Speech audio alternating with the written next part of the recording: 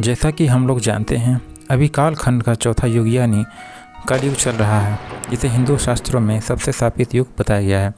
ऐसा माना जाता है कि कलयुग जैसे जैसे अपने चरम पर पहुंचेगा, वैसे वैसे धरती पर धर्म का नाश होने लगेगा और कलयुग के अंत में भगवान विष्णु कल की अवतार लेकर पुनः धरती लोग पुनः धर्म की स्थापना करेंगे।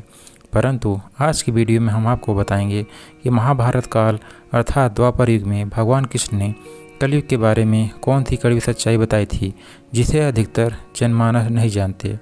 इसलिए हमारे साथ इस वीडियो के अंत तक बने रहिए ताकि आप भी जान सकें श्री कृष्ण के अनुसार कलयुग कैसा होगा। नमस्कार मित्रों, पीपीएस नॉलेज पर एक बार फिर से स्वागत है। दोस्तों, यदि देखा जाए, महाभारत केवल हिंदुओं का ही धर्म ग्रंथ नहीं, बल्कि इस ग्रंथ के अनुसरण से समस्त मानव जाति को जीवन का संपूर्ण ज्ञान मिल सकता है, क्योंकि महाभारत में मनुष्य के जीवन से जुड़ा कोई भी ऐसा विषय नहीं जिसका वर्णन इस धर्म ग्रंथ में न किया गया हो। उन्हीं में से एक ऐसा प्रसंग का वर्णन आज के समय अर्थात कलयुग से जुड़ा हुआ है। महाभारत में वर्णित कथा के अनुसार ये कथा उस समय की है जब द्यूत क्रीड़ा में सब कुछ हारने के बाद पांचों पांडवों को वनवास जाना पड़ा था। जब पांचों पांडव वनवास जाने को हुए तो उन्होंने श्री कृष्ण ने कहा, हे वासुदेव, द्यूत में अपना सब कुछ गंवाने के बाद हम पांचों भाई द्रौपदी सहित वन को जा रहे हैं, किंतु हम सभी के मन में एक प्रश्न उठ रहा है, क्या आप उसका समाधान कर सकते हैं? पांडवों की बात सुनकर श्री कृष्ण बोले, ये तो इस बात पर निर्भर करता है कि तुम सभी मुझसे क्या जानना चाहते हो। तब युधिष्ठिर बोले, हे कृष्ण, जैसा कि आप जानते हैं कि द्वापर युग का अंत निकट आ चुका है, कृपया कर हमें बताइए कि इसके बाद आने वाला युग यानी कलयुग की चाल या गति कैसी होगी, क्या होगी, और इस युग के मनुष्य कैसे होंगे। युधिष्ठिर के मुख से यह प्रश्न सुनकर कृष्ण बोले, पहले तुम पांचों भाई वन को जाओ और जो कुछ भी दिखे वो आकर मुझे बताओ, फिर मैं तुम्हें सभी प्रश्नों का जवाब दे पाऊंगा। उसके बाद श्री कृष्ण के कहे अनुसार पांचों भाई वन की ओर प्रस्थान कर गए। फिर वन में पहुंचकर पांचों भाइयों ने जो देखा उसको देखकर आश्चर्यचकित रह गए और फिर शाम को आकर पांचों पांडवों ने एक एक कर श्री कृष्ण को बताया कि उन्होंने क्या देखा। शाम को जब पांचों पांडव श्री कृष्ण के पास वापस आए तो सबसे पहले युधिष्ठिर ने उन्हें बताया कि उन्होंने क्या देखा। युधिष्ठिर ने बताया कि जब हम सभी वन को पहुँचे तो सभी अलग अलग दिशाओं में भ्रमण करने लगे। तब मैंने देखा कि एक हाथी के दो सूंड हैं और ये देखकर मेरे आश्चर्य का ठिकाना न रहा। फिर अर्जुन ने बताया कि हे वासुदेव, मैंने एक पक्षी को देखा जिसके पंखों पर वेद की ऋचाएँ लिखी हुई थी। वह मरे हुए जानवर का मांस खा रहा था। फिर अर्जुन के बाद भीम ने भी श्री कृष्ण को बताया कि मैंने देखा कि एक गाय के बछड़े को जन्म दिया है और जन्म के बाद वह बछड़े को इतना चाट रही है कि बछड़ा लहूलुहान हो गया, जिसे देखकर मैंने हैरान हो गया। भला कोई माता अपने बच्चों के साथ ऐसा कर सकती है?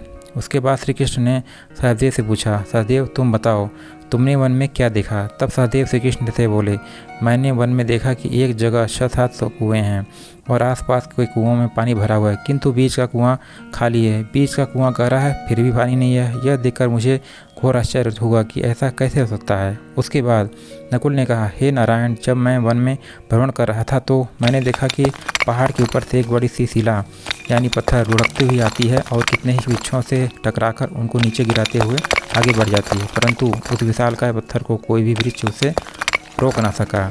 इसके अलावा वह शिला कितनी अन्य शिलाओं के साथ टकराई पर फिर भी वह रुकी नहीं। अंत में अत्यंत छोटे पौधे का स्पर्श होते ही वह स्थिर हो गई। फिर युधिष्ठिर श्री कृष्ण से बोले, हे वासुदेव, हम पांचों भाइयों ने जो कुछ भी देखा वन में वो आपको हमने बता दिया, कृपया कर इसका अर्थ बताइए। तब श्री कृष्ण ने युधिष्ठिर से कहा, हे धर्मराज, जैसा कि आपने कहा कि आपने 2 सूंड वाला हाथी देखा था, जिसका यह अर्थ हुआ कि कलयुग में ऐसा लोगों का राज होगा जो बोलेंगे कुछ करेंगे कुछ। कलयुग के शासक अपनी प्रजा का सभी तरह से शोषण करेंगे। उनके मन में कुछ और होगा और दिखावे के लिए कुछ और करेंगे।